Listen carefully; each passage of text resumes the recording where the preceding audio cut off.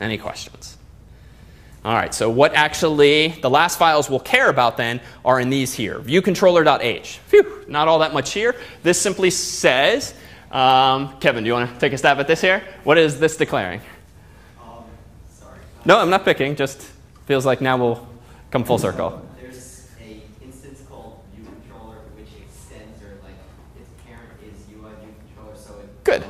will inherit the properties that are specified there. Perfect. So I'll tweak one word. Instead of instance, we're declaring a class called ViewController that does everything you just said, that inherits all of the instance variables and methods of a parent class called UI ViewController. Perfect. So by default, this template gives you this framework, but it doesn't put anything in there. We can put whatever we'd like in there. In the M file, there's similarly not all that much going on. These are mostly just stubs. And ViewDidLoad is the method that's going to be called when this ViewController's view comes into the screen, comes into view, and ViewDidUnload is when it disappears. So what does this mean? Well, when you load up an iPhone application that has a UI on the main page, it's going to, that's the notion of the view being loaded. And this method gets called as soon as you see something on the screen. If, however, you hit a button and that screen kind of flips around like this, or it drops away, or something goes on top of it, iOS reserves the right to reclaim all of the memory that was being used by that view, at which point ViewDidUnload might be called.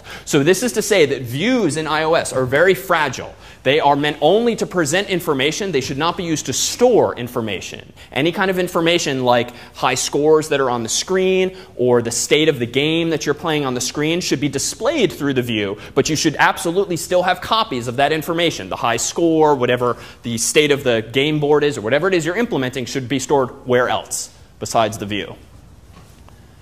In the model, right? Or maybe some of the data is actually currently remembered in the controller, but they should not be stored only in the view. This is to say that as soon as you change screens, all the hard work you just did assembling the UI might be thrown away. So you have to be able to reconstruct it the next time ViewDidLoad is called.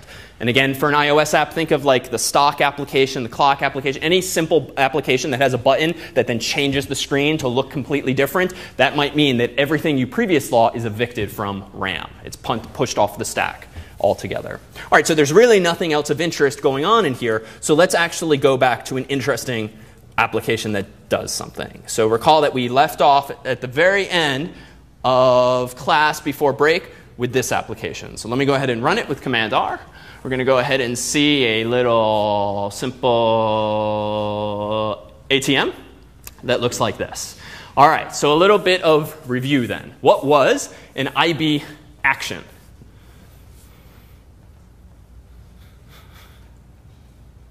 Yes, Dan. It's what happens when you click one of the buttons. Okay, good. It's what happens when you click a button, or more generally, do something with a UI widget that's on the screen. IB action is a method that could be called when, again, you do something with the interface. What's an IB outlet?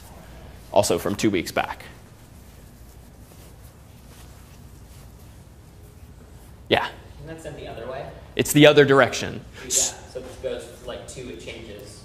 What happens here? Good. So an IB outlet is essentially, it's generally a pointer that you declare in your .h file. And that pointer then allows you to have a virtual connection to something physical that you see on the screen. So in other words, if you want to be able to talk to the text area at the very top of the screen so you can update the account balance, or even higher up if you want to be able to update the numbers that the user has typed in, you need some way in code of talking to this drag and drop WYSIWYG interface that you created. So how you do that, you declare a pointer as an IB outlet so that you can do that dragging and dropping last time. So let's make this more concrete.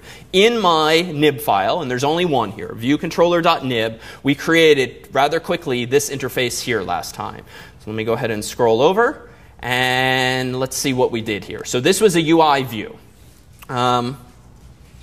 What was this? Let's see. This is a UI label. So remember that I dragged something like this. I then drag these bars outward like this and so forth, and this gave us a deposit. Whoops. This gave us this label here. All right. So quick, silly tour of what's going on the right-hand side, just so everyone's on the same page. I'm guessing you don't remember the name of the class that this label is? All right, so how do you figure this out, right? How do you go about understanding an application you've been handed or something your partner did? Well, along the top-hand side of all of these inspectors here, as they're called, there's a whole bunch of little icons. This, for instance, is the attributes inspector, which if you hover over it long enough, you should see the little tooltip that says as much. This generally touches things like the aesthetics of the thing, the colors, the font size, and the like. This one here is the identity inspector, and this will tell me exactly what class I have dragged and dropped onto the interface. So what is Interface Builder doing? What is this drag and drop interface really doing for us? Instead of you having to write dozens of lines of code, allocking a UI label, allocking 9 or 12 different UI buttons, you are telling Xcode to do all of that code generation for you by simply having dragged and dropped these various UI mechanisms wherever you want them to actually be on the screen. So in short, this drag and drop interface is by no means requisite. You can write an iPhone app without ever touching it. It just becomes a lot more tedious because you have to say alloc a UI button. Put this button at 10 pixels, comma 14 pixels so that it goes right there. And then you have to do the same thing for this button and this button and this button. So in short, it gets very tedious, at least to lay out something like this. So Interface Builder, certainly for Project 2, is a way of simplifying your life, but you'll also find that it hides certain details. And those details are often hidden behind these things called IB outlets and IB actions. So what do we mean by this? Well, let me go ahead and right-click onto the UI label and notice that a whole bunch of stuff comes up, only one of which is relevant right now. This up top there says referencing outlets, and on the left it says deposit label, and on the right it says files owner. So what does that actually mean? Well, let's scroll over to the right-hand side of the interface here and notice that anytime you use Interface Builder, this drag and drop interface, you always get mentions of files owner, first responder, and then a list of objects, everything you've already dragged and dropped into the interface. If I go ahead and right-click or click once on files owner and then look over to the right at that same identity inspector, who owns this nib file apparently?